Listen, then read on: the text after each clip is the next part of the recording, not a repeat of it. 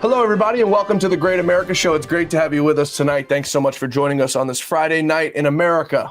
Very busy news week, very busy week for the White House, very busy week, I guess you can say, for the rest of the world.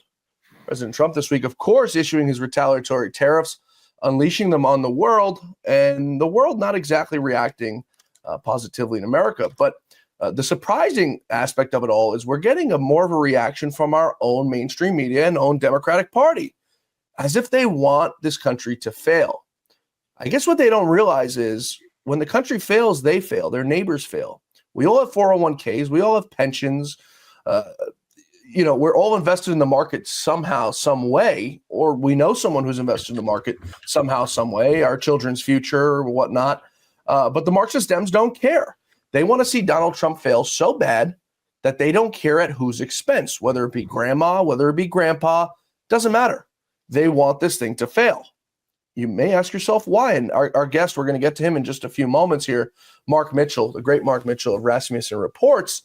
I want to get his take on what the American people, what the American public, the general public are saying about tariffs, or saying about the direction of this country, the direction of President Trump.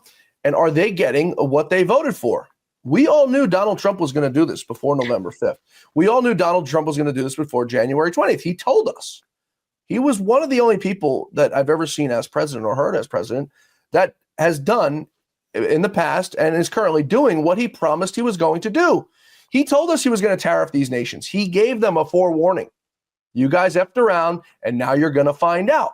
These people had months. They had years to get rid of their tariffs on us. 100% tariff, 97% tariff, 200% tariff here. They knew it was coming, and they didn't heed the warning. So who's to blame here? Now, we're going to get into the whole Wall Street aspect of it. Wall Street, the market's collapsing and yada, yada, yada, yada. But this isn't a Wall Street fight, folks. This is a mainstream fight. This is for the blue-collar worker. This is for the hardworking American who have lost their jobs over the course of the last 20 years to outsourcing to China, to Vietnam, to Cambodia, who's charged over a 90% tariff to America. That's what this fight is about. So you know what? The markets are going to hurt for a little while. That's fine. They will recover as they always do. Wall Street, let's not forget, they make money on the way up and they make money on the way down. Let's not forget about a little something called shorting, which Wall Street does so very well. Nobody seems to understand the whole tariff thing, especially in the mainstream media. So let's boil it down to a 50-second clip from Stephen Miller, because I think he explains it so eloquently. Take a listen to Stephen Miller today. Can someone explain to me?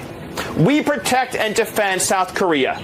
And in exchange, they steal our automobile industry, they steal our electronics industry. We protect and defend Japan, and in exchange, they close their market to our cars. We protect and defend Canada, and they run up a massive trade deficit with us. We protect and defend all of Europe at a cost of trillions of dollars over time, and what do? They run an over $300 billion trade deficit with the United States. Why should America protect the world, send foreign aid to the world, defend the world, provide for the world, and in exchange, get ripped off by every other country in the world? And what do we have to show for it? The deindustrialization of the heartland, the destruction of the American dream, the eradication of our industrial and manufacturing base that we need for our national security, and the crushing of the American dream. It has to stop, not to mention $36 trillion in debt. I don't think there's any other way you could have put it simpler than that. Take your tariffs off and we'll take ours off. It's simple. They're retaliatory.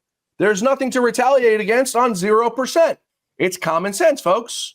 Now, China, who's probably the biggest currency manipulator in the history of the world, the biggest liars in the history of the world, and I'm talking about not the Chinese people, I'm talking about the CCP and Xi Jinping, of course, the biggest deceptive folks in the entire world, today announced that they will be imposing a 34% tariff on all U.S. goods in retaliation to the retaliation by Donald Trump. Now, Donald Trump says they panicked and they acted too quickly, and it's going to hurt them because now another 34% goes on top of them.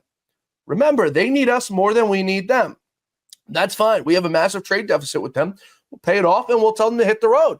The whole point of this exercise is to get these people, to get these companies out of China in the first place. We saw what happened during COVID with our supply chains. You couldn't get masks You couldn't get gowns, pharmaceuticals. They held it all over our heads. We should have learned back then. It's been 5 years, 5+ years, actually. And we're still doing business there like it's nobody's business. So it's either Nike, whose stock has absolutely been crushed by this, gets out of these countries of slave labor and start producing in places like America. There's no reason that Nike, an American-made company, should have 100% of their goods made overseas. 100%. I said the other day, you see during the Olympics, those folks go out there and compete for America, and they've got that big American flag on their chest or on their back. It says USA. And then you look inside the tag, and it probably says made in Vietnam, made in Cambodia. What a disgrace. What an absolute disgrace. Apple, another one. Over 80% of their products made overseas. American companies overseas.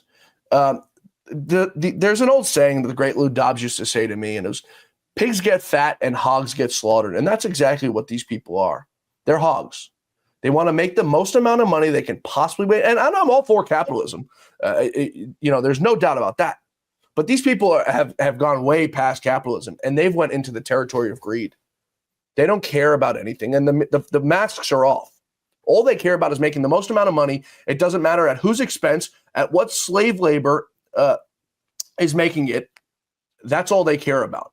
But Donald Trump is turning the tables. So now let's talk about some countries that already wavered to the retaliatory tariffs. Israel plans to drop all tariffs on the United States. Vietnam, who's a very big abuser of the tariffs against us, is open to a zero tariff policy after talking with President Trump. Cambodia is seeking to delay a 49% tariff on America. UK is pushing for a new deal to soften tariff impacts. Canada's Ontario's Vice Premier, has said he's open to looking at tariffs. Mexico has already told us that they will not retaliate. Oh, did I mention the $6 trillion in investments that have been pledged to America since this whole thing started? $6 trillion. I don't even know what the number is right now on how much debt we're in as a country, but $6 trillion has been pledged to America as to bring jobs back here, to bring manufacturing back here. Now, in the midst of all this, you probably didn't hear about the jobs report for the month of March. 228,000 jobs added to the books for the month of March, blowing out of the water the expectation of 140,000 jobs. Unemployment rate moved to 4.2%, up 0.1% from 4.1. That was expected. So the exercise is about bringing jobs back to America. That's all it's about. Nothing personal to Canada, nothing personal to Mexico, Vietnam, Cambodia, South Africa, the UK.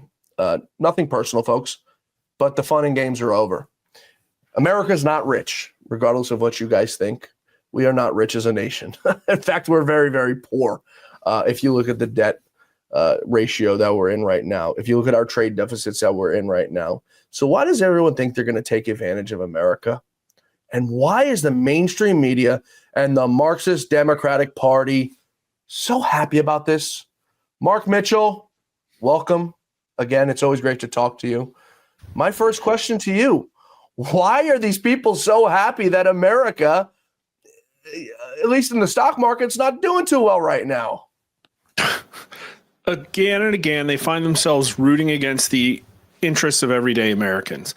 It's literally Trump voters who are, I took a little time trying to think about the current state of our politics and redefine the political spectrum, the axis upon which our politics was described. For a long time, it used to be the axis of authoritarianism versus economic freedom. And I don't think that's right anymore. Now I think it's about how much grift you tolerate versus how much you trust authority. And so what happens is MAGA voters, 65% of the country that support Donald Trump's policies are in the lower left, which is people that don't want any grift and they don't trust any authority. Trump is the avatar of those people, but every other politician is in one of the other three axes. Is either part of the system, high grift tolerance, high trust and authority, or they want to take the system over for themselves, or they think the system could be run better by experts. That's every single person out there that's complaining. Oh, look at Trump did. We need the system back. That's the leftist Democrats, the Marxist. Oh, look at him. He's horrible. He's undermining our economy. That's all these, establishment economics professors and your Jim Cramers and all these people that think they know better than Americans. This is not about the stock market. The stock market is not the economy. The economy was worse than it's ever been for the preponderance of the voters, and that's why Trump's in office. Yep, you're absolutely right. And I spoke to you earlier today, and I've been saying it on the show all day, Mark. This is not about Wall Street. This is about Main Street. The reason we're in this situation, Mark, is over the last 25 years, what our presidents and what our politicians have done to this country. They've sold us out at every step of the damn way, Mark. They've sold us out to China. They've sold us out to Mexico. They've sold us out to Canada. Who the hell knew they sold us out to Vietnam and Cambodia as well? I mean, yet, as you heard Stephen Miller there in the monologue, these people all rely on America. Canada, if they ever went to war without America, there's no such thing as Canada. I mean, Mexico's the same exact thing. Yet these people, time and time again, think that they're going to get rich off the backs. And it's not just America they're getting rich off of, Mark. They're getting rich off the American people. They're getting rich off the farmlands of America because we may be the biggest importer of crude oil from Canada, which I'm not even going to get started on how that makes any sense. But the second biggest thing is poultry, it's cheese, it's dairy, it's any of that, which is off the backs of our farmers here in America. Yeah. We are, the American taxpayer donkey is the fattest host ever. And every single institution, government, company has figured out a way to make themselves like gorged on the lifeblood of these people. I've driven around the Rust Belt. People are like dying of fentanyl. There's broken families. They can't afford jobs. And the just absolute smugness of all the like Republicans, the establishment Republicans that have come out against this is absolutely astounding as well. I mean, just the list, Grassley was out there against this. Rand Paul was against this. Mitch McConnell tweeted something. Even Ted Cruz. Like a lot of people who voted for Trump would have voted for Ted Cruz if Trump wasn't in the race. And this guy's out there saying, oh, your car might go up $4,500. These people aren't buying a new car every 3 years like you, Ted Cruz. They're driving around 11-year-old jalopy because they don't have that manufacturing job. They want that manufacturing job back. Yep. They're so out of touch. And it's Republicans and Democrats. I've said that. I was talking to someone the other day, someone very prominent in politics who I have on the show very often. We see Kristi Noem out there going to do DOJ raids with a bulletproof vest on, Mark, wearing a $75,000 Rolex. I mean, the other day we see Alina Habba going out there doing the same thing with a $50,000 Rolex. These people are so out of touch, and it's not just them. I just use them as two examples. Ted Cruz, another one, walks around with a $15,000 Hublot watch on, drives a nice car, lives in $1.5 million house. They're so out of touch with what reality. Now, Rand Paul, I give a pass to. You know why? Because Rand Paul has his ways, and he stays to his course. That's the same Rand Paul you've got 15 years ago. He's never changed his tune on certain things, and that's one of them. Rand Paul, okay, I understand it's an ideology thing for you. We don't agree. I don't agree with you, but I understand it's an ideology. For guys like Ted Cruz to come out here, dude, you're out of touch with reality. Chuck Grassley, another one, doesn't even know what the hell is going on. You want to talk about cars? Exactly like you put it, Mark. Nobody's going out there and buying $50,000 Porsches. This is about the hardworking American who's buying a used car every 10 or 15 years. The average hardworking American who's going out and buying a laptop from Best Buy for $500 every 6 or 7 years, or putting their kids through college, buying them computers. Okay. This isn't someone going out and buying computers for the hell of it, or cell phones for the hell of it, or Caterpillar machinery for the hell of it. Yeah.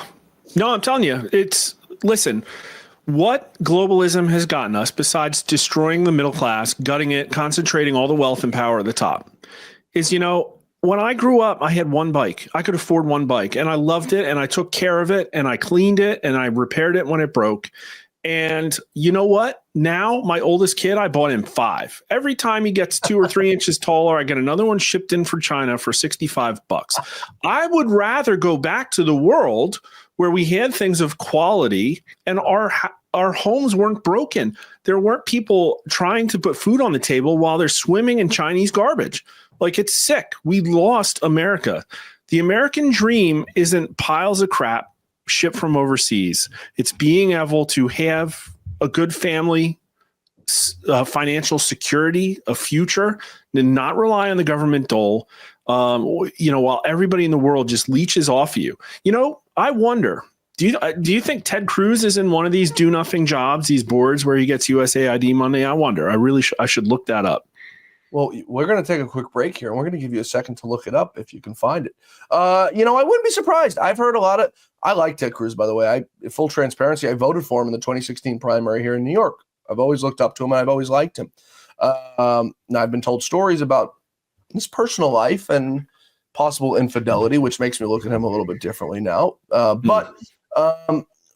It's like you wonder, Mark, what the hell goes through these people's minds that makes them flip, that makes him come out a certain way. Ted Cruz is the smartest man in the Senate. Make no mistake about it. Intellectual wise, he is the smartest man in the Senate. He's probably one of the smartest men in Washington, D.C., as it comes down to not just politics, but constitutional law, any sort of law. We're going to take a quick break here. We're talking with Mark Mitchell of Rasmussen. We're going to come back, and we're going to take up these politicians. We're going to take up rhinos. The Republican Party's in a lot of trouble. We're going to get to that later in the show, but we're going to continue on with this inflation. Gas prices, are they through the roof or are they through the floor? We're coming right back with Mark Mitchell. Stay with us. You're still looking good. I'm still feeling good. I've got all your MyPillow products. Mattress topper, bed sheets, MyPillows, towels, slippers, blankets. I'm interrupting this commercial to do something I've never done before. Get 2 MyPillows absolutely free on orders of $100 or more. I can't do this forever, so get on board with this great sale today. Our best-selling 6-piece bath towel sets or kitchen towel sets, just $29.98. Our famous standard MyPillows only $14.98. Queens $18.98. King size only $1 more. Body pillows $29.98. Multi-use MyPillow 2.0s with pillowcase $9.98. Save $40 on our Spring Percale and Giza Dream bedsheet sets. Any size, any color. So go to MyPillow.com or call that number on your screen. Use your promo code to save up to 80% on all MyPillow products. And when you spend $100 or more, get 2 standard MyPillows absolutely free. Folks, we're back with Mark Mitchell of Rasmussen Reports. Mark, while we were in break, I think it's only right we tell the audience what we found out about Mr. Cruz and company. Well, daughters are too young, but his wife, I forgot about this, but Heidi Cruz is actually really connected to the financial services industry, to Goldman Sachs Private Wealth Management, where she's the head of client development. And, I'm not making any accusations, but essentially her job sounds like it's to go out and find new rich people that can be clients of Goldman Sachs. And her husband's a U.S. senator. And I'm sure they're pretty upset about the plunging stock market, especially her clients. Oh, I would say so. I haven't even looked at Goldman Sachs stock today, but it can't be pretty. Prior to that, by the way, she was the director of the Western Hemisphere for the White House, also sat on the National Security Council, worked economic policy for Bush and Cheney in 2000, and was an economic advisor. So she's very entrenched in the establishment, we'll say. The establishment folks are good friends. The Bushes, the Cheneys, the Mitt Romneys of the world, those folks. Well, speaking of the economy, Mark, the price of oil has hit its lowest point since 2001. Now, prior to today, you heard the Democrats crying about egg prices, which, by the way, are down. You heard them crying about gas prices, which are going to fall very rapidly over the next few days, maybe weeks. I haven't been out to gas my car up today, so I'm not sure if they fall today. But what more do they want? This Wall Street thing will weed itself out. It will eventually come back in probably the very short future. We've seen how volatile the markets can go under President Trump both ways. I mean, just as fast as they come down, they shoot back up. It wasn't out of the ordinary for him to have an 900-point swing on the up for the Dow in his first administration. So gas prices, what can the Democrats tell us about that? He's getting them down. Well, this is, that this is all about drawing blood, period. They will use whatever tactic they can to try and inflict pain, and they're getting it right now. Egg prices wasn't effective for them. Signalgate wasn't effective for them. But what they have now is a whole ton of sound bites of experts and Republicans trashing Trump and his chaotic take on the economy. That's what they're going to use. They're going to dredge all that stuff up. And listen, I've been calling on Trump to crash this thing. I said over a month ago that it's coming, right? It's overvalued. It's stagnating. There's going to be a complete, we can get into all of the ways the Trump platform attack on globalism. This is the biggest attack on the status quo in like half a century. There is no way you get out of this without financial pain and recession. Like, deport 1 million people? What happens to their debt? It gets written off. That's deflationary. That's going to cause a collapse in the real estate market. Every single one of his policies is like that. Fire hundreds of thousands of federal workers. You just took people out of the workforce, and you're going to have every single one of these things. And, they're going to say, well, look at Trump. We're better than him. We're adults in the room. We have better economic policies. But I have a little laugh for you, John. I have this pulled up because this is what Trump surrogate is going to be running against in 2028, probably. This is Kat Abigazela, a fledgling congresswoman candidate from Illinois, the one that they found pictures of her days from being a bartender. So another bartender. She describes her political ideology as a progressive flavor of libertarian. Oh, yeah, right. Leave people alone, ideal supported by a social safety net. But, a quote, there is absolutely no reason you shouldn't be able to afford housing, groceries, and healthcare with some money left over. That's her economic policy. Well, you should just be able to do that. Let them eat cake. That's literally the level of intelligence. So I don't know. I think Trump's going to create a new golden age, as did most voters a month and a half ago, and it's going to get bumpy. Yeah. I mean, we had no choice. I spoke to John Lonsky, who's my favorite economist to bring on the show a few weeks ago, and he said exactly what's going to happen. He said, as an economist looking at it, the prices of things have gone, Mark, so far through the roof that everything is unaffordable. A house is unaffordable. Food is unaffordable. Inflation was through the roof. The only way to get this thing back down to restabilize is through a recession. Now, whenever people hear recession, they automatically panic. Sometimes it's needed for a panic, but sometimes it's not. You have different kinds of recessions in different times. 2008, we had a housing recession. This time around, it's looking more like it's going to be a market recession. We'll see what happens with houses. Interest rates are through the roof. House prices are still through the roof. So those two things don't necessarily add up. But nonetheless, they're still happening. We're going to see now that we're going to see over the next few weeks, over the next few months, the prices of food start, I believe, come down. I already said the price of gas start to come down. Eggs already starting to come down.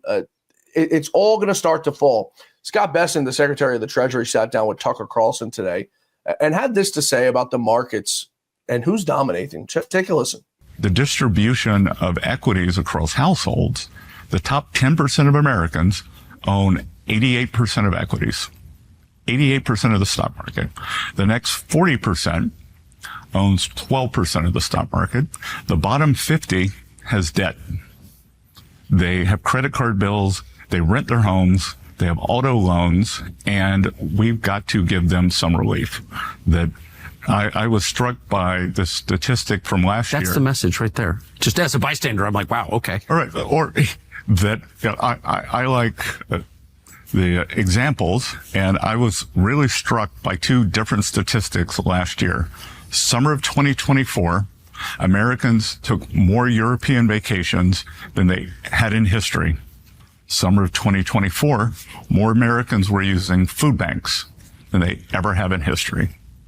I went into two food banks near my hometown to ask, what's the story?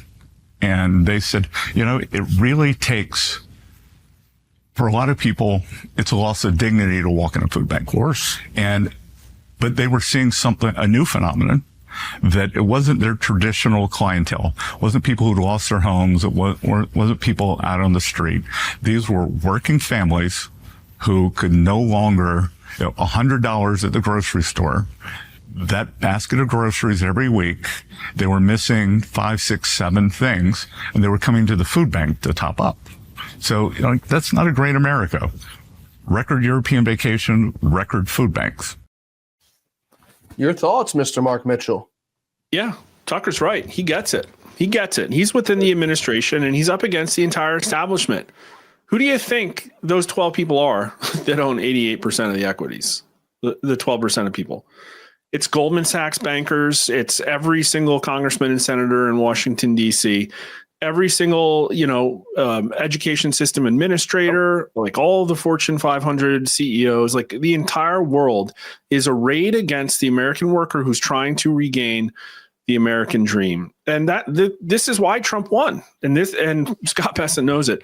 Only 22% of people think that today's children will be better off than their parents. Wow. That's the economic signal that Donald Trump won on. Yeah. I mean, if you look at it, 22%, that's an extremely low number, obviously. Yeah. But you think about it, Mark, how could we be better off than our parents? And, the distribution of wealth has only gotten worse over the last quarter century, half a century. But you look at, like my parents, at least, came from nothing. My father built what was the American dream. He came from nothing. He paid for his high schooling himself. He paid for his college himself, made his way, started at the bottom, Mark, working, ridiculous amount of hours, was forced to go overseas and work he was in banking, most of his life, had to leave his family behind, worked over in Asia, worked over in London for the, better part of his career. My mother understood. My mother was a school teacher, and, he grinded and grinded and grinded. And it's the work ethic too, which I think is a big thing. I don't know anybody who's worked harder than my father and the great Lou Dobbs. And they were very similar people. They used to talk a lot, and it was scary how similar their personalities were. But Mark, the work ethic that both of them had, I don't know anybody. I don't see anybody who has that and putting in the hours and working and knowing what it's like to work from the bottom to the top. And my father retired as a chief financial officer of a top 7 bank in the country, from nothing to everything. And I don't know anybody, I don't see anybody who has that work ethic, who's willing to put work before family. It's obviously not ideal, Mark, but you know what? It's sometimes what you have to do for your family and your wife and your kids. I have 3 sisters. We all understand it. My mother has lived a great life. She understands it. And you know what? My father retired at the age of 64, 63, and has just been hanging out, making up for lost time with my mother, and making up for lost time with all of us. And I think it was all worth it. I got mixed feelings on this. So I will say first, though, I want everybody to internalize this very deeply. It was a bipartisan attack on the nuclear American family, and it was intentional. It was done intentionally. They took your jobs. They shipped them overseas. They did bipartisan crisis response acts that stole your money to bail out banks. Then they flooded the money with dollars that were used by people to concentrate power and build portfolios of assets and concentrate wealth at the top. Then they took all that wealth and power and sunk it back into controlling the apparatus of government, expanding the size of government. Now you have all of these this deep state actors putting their boot on your throat. Then they released a biological weapon in order to maintain power. Then they literally got, I could go on and on. It was war. It was fourth generation warfare against American taxpayers. Now, I want to give capitalism a little bit of benefit of the doubt here, because what I think we have now is not capitalism, period, whatsoever. And I agree, we do have a crisis of integrity, but not necessarily a crisis of willingness to work hard, because society has failed Americans so much. My parents, first off, what happened back then is you worked in the company in the town, and you worked there the whole time because the company, they're not shopping all across the country and with H-1Bs and looking at 1,000 resumes. They need to hire somebody and train you, and now you work there. Yep. And now it's like, well, the expectation is they'll use you for a year or two and then throw you out and find somebody else. And the same thing is with relationships now. My parents didn't have Tinder. They like basically married the first person they met, right? And now it's like, no, you got to shop around for 15 years. It's like, well, like, and again, like, people can't, the companies can't bear the blame for all of that. But even like this, man, think about shopping for groceries. Maybe you don't remember this, but before the mega grocery conglomerates used predatory AI algorithmic pricing to squeeze every last drop out of the consumers. Like, you're at war with your own grocery store when you go there. Yeah. If that product's on like real close to the door, they're going to charge you a heck of a lot more than a reasonable margin because they can. Yeah. So it's like maximum rent seeking is what has gotten us here. And Trump is doing, I think, like the very first wave of what is necessary to right the ship. But I think we need to see a lot more. Massive creative destruction, implosion of major corporations, like aggressive anti-monopoly measures, like on and on and on. Yeah, you're absolutely right. And I don't think you're being pessimistic by any stretch of the imagination. These companies have gotten far too big. They've gotten far too much control. I see, I obviously started my career working in aviation. I went to school for aviation, so it was always a passion of mine. And when I saw back, this had to be 15 or so years ago, United Airlines and Continental Airlines merged together, two of the biggest carriers in this country. And I sat there and I looked and I said to myself, how is that even possible? How have we allowed that to happen? And then I see the DOJ and SEC knock down JetBlue trying to merge with Spirit Airlines. Two totally shit airlines. Let them be. Let them merge into one pile of garbage. Yet 15 years ago, you allowed United and you allowed Continental, two of the biggest airlines in this country, merge with no absolute problem whatsoever. So to me, I look at it and I say, well, that's got to be something happening there behind the scenes. Somebody was pushing through something that wasn't, but that's what we see all across the board. It's 3 or 4 banks that run this country. It's 2 or 3 airlines that fly you around this country. It's 2 or 3 poultry companies that run all the chicken in this country, regardless of what label it's under. It's 2 or 3 companies that that we're getting our beef from. Beef's a little bit more expansive. I'm just being. No, it's the theme, and it's because it's better to take. They benefit. They benefit from these deals, and the American citizen doesn't, and they don't feel an obligation to look out for them. This is not capitalism. This is corporate welfare, crony capitalism. Capitalism is you get out of high school and you start a business. Yeah. It's not like you beg somebody with a resume to maybe employ you for 2 years and, oh, sorry, no, we're not hiring your race or gender right now. Yeah. That's not capitalism. Yeah. I can't tell you how many people I know who have tried to get into the corporate world and they've, been stopped by their skin color. And these are, let me correct that. These are white folks, straight white folks who have been stopped because of their skin color. And it makes you wonder. And I was talking to a friend. I can absolutely tell you, I've applied for a ton of jobs over a lot of career switching, and it all changed after 2020. It changed a little bit in 2016, like some of the tech companies started to wise up. But after 2020, it's like stale male pill. It's a real thing. It is a very real thing. Because you can't just snap your fingers and say, oh, hey, I'm a big corporation on the Fortune 500. I'm just going to decide to be not woke. Well, you still have 100 female 20-something HR talent agents with the pronouns in the bio. You didn't get rid of them. You didn't tell them to do anything different. So what do you think is going to happen?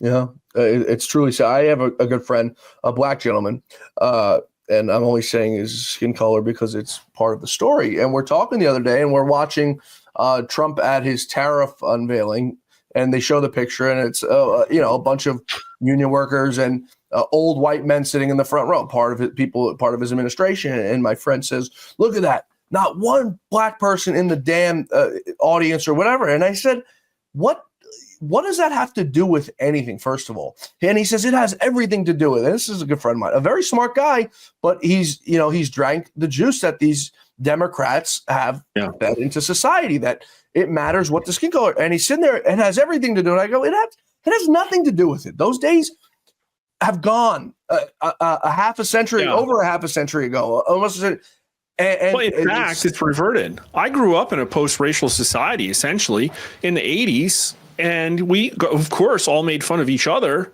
but it's like nobody cared. Like, and it's gotten completely worse. And the Navy in the 90s and 2000s was one of the most diverse organizations I've ever worked in, and they didn't have any diversity programs. You know, it's like, and well, we all know it was a hustle. It was a hustle, and it was effective, and it isn't done yet. And here we are. They're total buffoons, man. I my favorite thing is when I'll get someone write a comment to me or Twitter or something and tell me I'm a racist, and I just sit there and I'll joke with my friends and tell them that all of a sudden I'm a racist because I don't think I have many white friends. You're probably one of my few white friends. Most of my friends are Spanish. I have a lot of European friends who are Muslim. My goddaughter is black. And so I sit there and I joke and I'm like, I'm the worst person you could possibly call a racist to because I, in fact, don't have that many white friends, but it doesn't matter. It's the adjective that these idiots use to try to define you. And I sit there and laugh and say, yeah. I could say the same about me, but let me give them a reason to call me racist. The problem we have now in our economy is that we have too many workers and not enough assets. And so the prices of assets have gone up, the wages have gone down. Yep. What we want to do is reverse that. We want wages to go up and the price of assets to go down. In order to do that rapidly, the best way is to get as many people out of America as possible. And Tom Homan busting down doors is not enough. Yep. And so I'm calling on Congress to write a one-page bill to pass E-Verify mandate.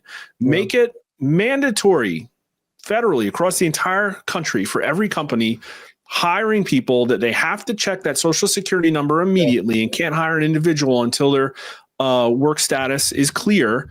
And what you're going to see, and this is a 3-to-1 popular thing, like everybody wants this, including half of Democrats, should be a no-brainer. It should sail through Congress. We could do it today. Yeah. And it would absolutely reverse this thing immediately. Yeah, you're absolutely right.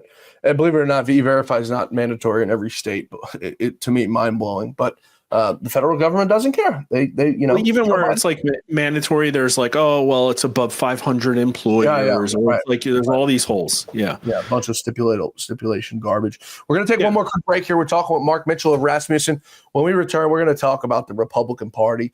I did a stream the other night, and I came out and said the Republican Party is in trouble because they only won the 2 seats in Florida by a small margin, and I have people tell me I'm an idiot and I'm a jerk for saying that. So I want to get your take on it when we return to see if I'm an idiot and I am a jerk. We're coming right back. You're not. Mark Mitchell. Stay with us. I hear every day about the products you all wish MyPillow carried. Well, guess what? We probably do. Slippers, bathrobes, pet beds, blankets, mattresses, sleepwear, loungewear, duvets, comforters, pot holders, aprons, oven mitts, and so much more. And they're all on sale. For example, get our best-selling standard MyPillows for only $14.98. Body pillows, $29.98. 6-piece bath towels or kitchen towel sets, just $29.98. Multi-use MyPillow 2.0s with pillowcase, $9.98. Save $40 on our Spring Percale and Giza Dream bedsheet sets. Any size, any color, and so much more. So go to MyPillow.com or call the number on your screen. Use your promo code to save up to 80% on all MyPillow products. And I've never done this before. When you spend $100 or more, you're going to get 2 standard MyPillows absolutely free.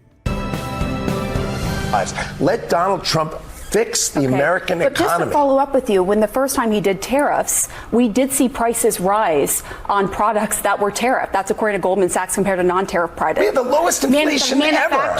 The manufacturing sector went into a mild recession in the fall of 2019. What gives you so much certainty?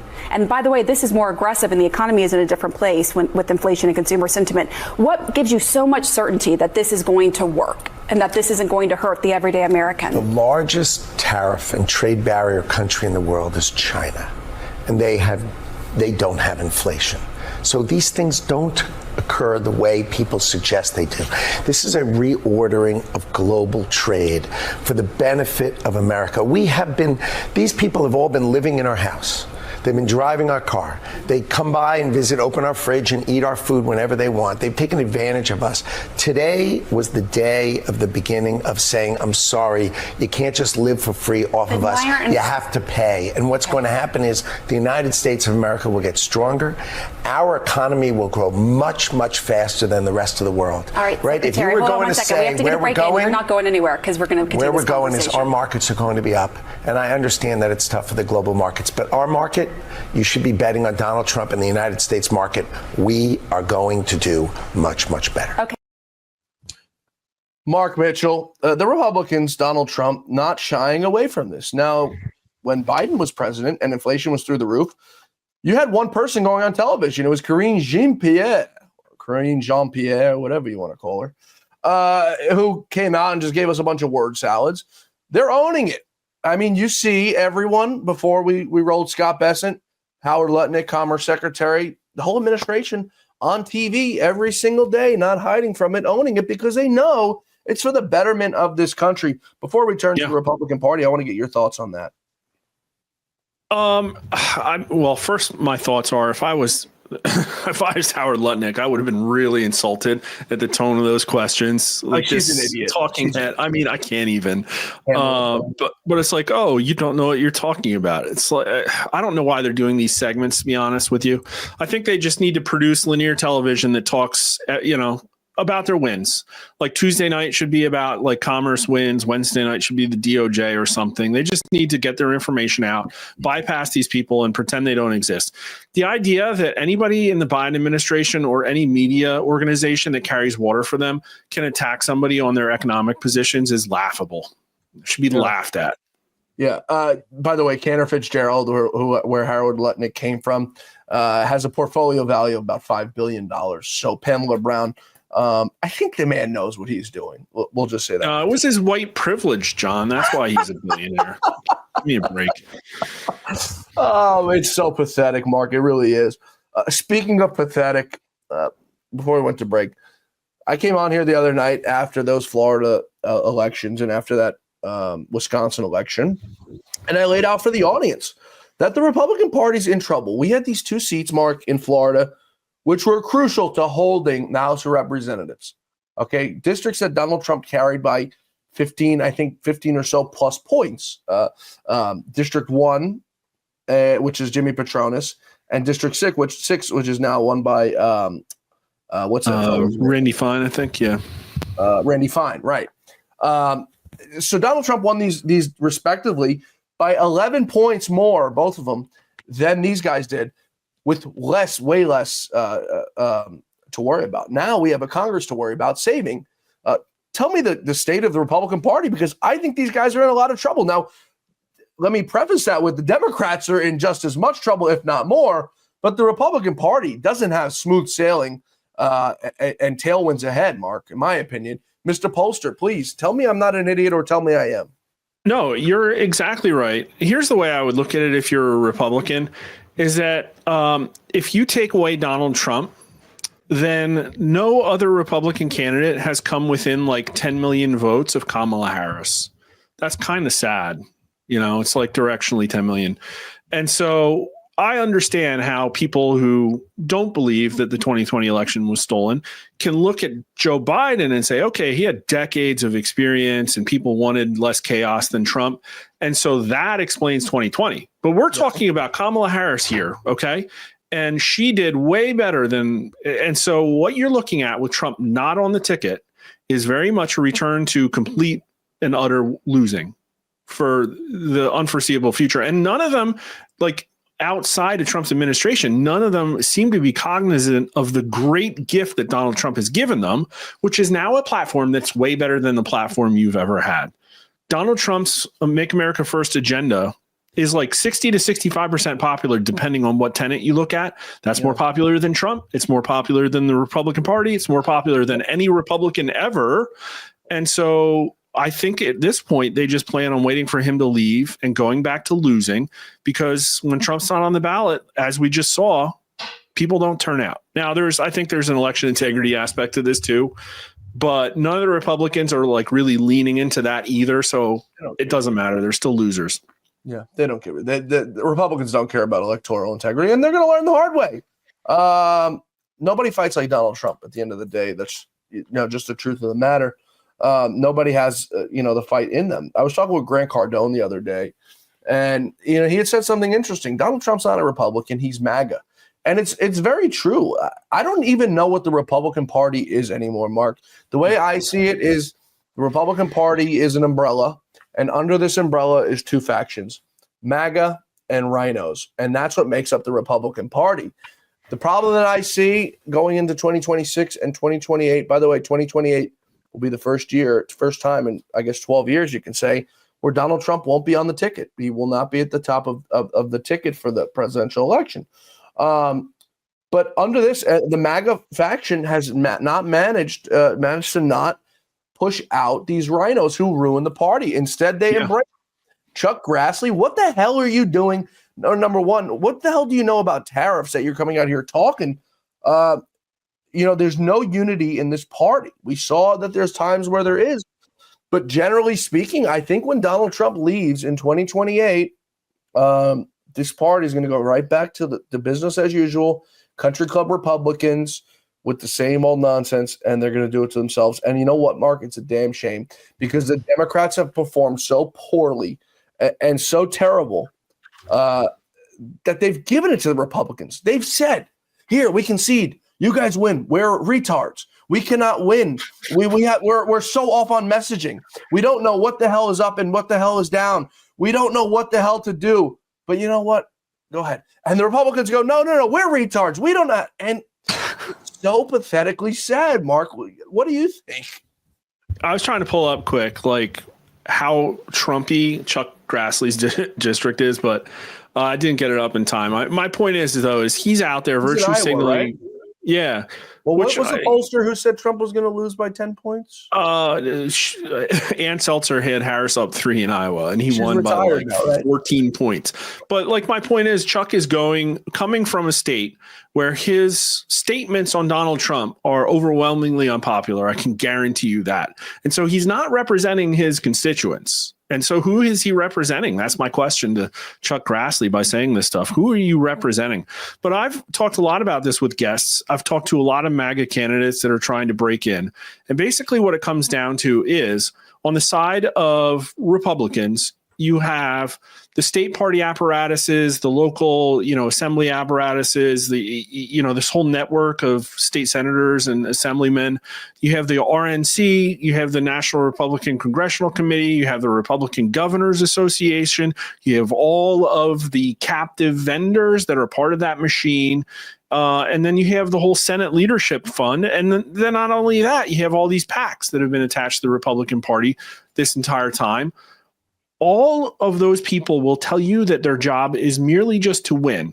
And so when Trump shows up and says, hey, I got a new platform for you, they're like, okay, well, it's kind of weird, but we're just going to keep doing the same thing we've always doing, which is just do what we think will win. Yeah. And in most circumstances, we'll just run a safe, moderate looking candidate, distance themselves from anything that seems a little bit too overt. Trump, they don't like Trump because of abortion, so I've got to distance myself from abortion. It's like Trump just gave you the best socioeconomic platform to run on. So why don't you do that? And they won't do it. And on Trump's side, all he has is his administration, his insider circle, and then a bunch of grassroots organizations. That's it. The entire middle is all about just running crappy candidates and pocketing consulting money. That's all it is. We got to bring this up now. You and I spoke on the phone for about 2 hours last week or the week before, something like that, about consultants and the money that's poured in. And I've looked past what we've spoken about. Folks, if you're going to donate money, do not give $1 to the NRCC. Do not give $1 to the NRSC. Do not give $1 to Congressional Leadership Fund. Do not give $1 to Mike Johnson's leadership PAC. The money gets funneled and circulated. And don't take my word for this. Go on opensecrets.com. You can go through every single PAC because they have to report it publicly. Mark and I spent 2 hours the other day just having some fun looking at, I'm not going to say who we were looking at, but we were looking at some people and looking at the recirculation of money. And I had found that the NRCC and the NRSC promotes stuff and spends money back to their own employees who run consulting companies as well. which is sort of unethical. I don't think it's illegal, but highly unethical in my opinion. Don't take my word for it. Go to opensecrets.com.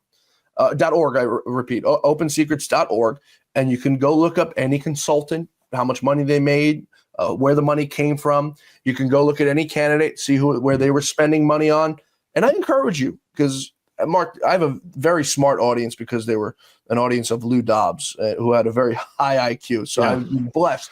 But it's so imperative because the money is so not well spent, Mark, when you give it to the NRCC, the NRSC, the Congressional Leadership Fund. Well, it's not about incompetence or waste. That's no. what I'm trying to get. I want people to listen to this and then take a shower. This is what it is. I heard this explicitly from a MAGA candidate.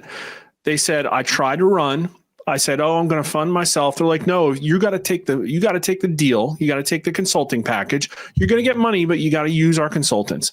And then one of the discussions he had with one of these consultants is, oh, well, we're going to like blanket this area with direct mailers.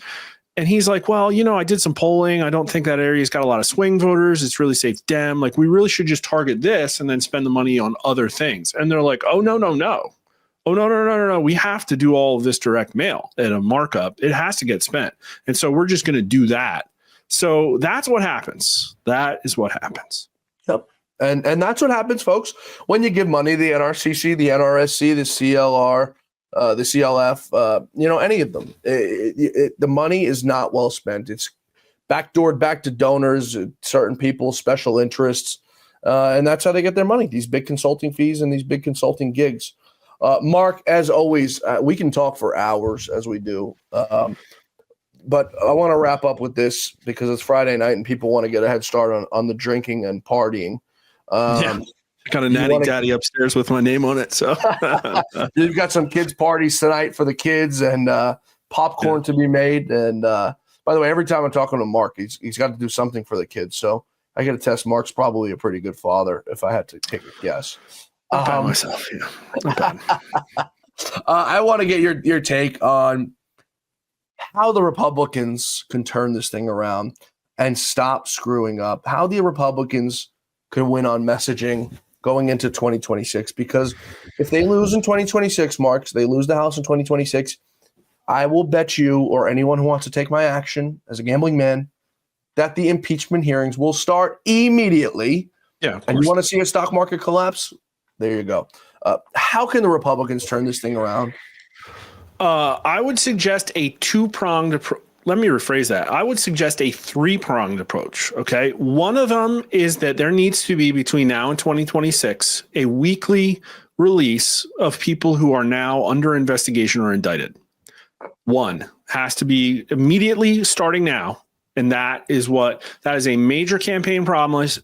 That's an expectation, especially based on all the fraud that's come out. Number two, like I said, Trump's got to get better at socializing. He had really great optics, in my opinion, on Tuesday, April 2nd. That was a great speech. He's got to get past the media and put more stuff out. It might not be him, but it needs to. I don't know if he's got to hire producers and sink a lot of money into it, but he needs to flood the zone with MAGA information.